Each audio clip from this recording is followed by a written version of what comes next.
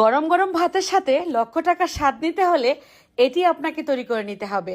আর লক্ষ লক্ষ টাকা থাকলে কি হবে, মুখে স্বাদ না থাকলে মুখে স্বাদ বাড়ানোর জন্যই এই লক্ষ টাকার স্বাদ নিয়ে চলে আসলাম আজকের রেসিপি নিয়ে। যেহেতু কুরবানির ঈদের মাংস আপনার বাসায় আছে, আপনি চাইলে কিন্তু আজই তৈরি করে নিতে পারবেন। এটি তৈরি করার জন্য বেশি কিছু লাগবে না। গরুর মাংস লাগবে 3টি পিস, সলিড পিস নেবেন। তারপর পিসগুলোকে একটু ছোট ছোট পিস করে নিতে হবে।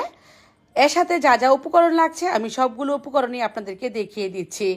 এবার মাংসের পিসগুলোকে নিয়ে নিচ্ছি একটা প্যানের মধ্যে। নিয়ে নিচ্ছি 5-6টা কাঁচা মরিচ, শুকনা মরিচ নিলাম 4-5টি, পেঁয়াজ কুচি নিলাম 2-3টা, ধনিয়া পাতা নিলাম সামান্য পরিমাণ, 1 টেবিল চামচ পরিমাণ রান্নার তেল দিয়ে এবার আমি এই গরুর মাংসটাকে সবকিছু উপকরণের সঙ্গে ভেজে নিব। এই সবকিছু উপকরণ এমন ভাবে ভাজতে হবে যাতে করে গরুর মাংসটা এখানেই সেদ্ধ হয়ে যায়। কুরবানির ঈদের পরে কিন্তু লক্ষ লক্ষ টাকার মাংস আপনার বাসায় থাকে ডিপ ফ্রিজে, সেটা একঘেয়েমি লাগে একইভাবে খেতে খেতে।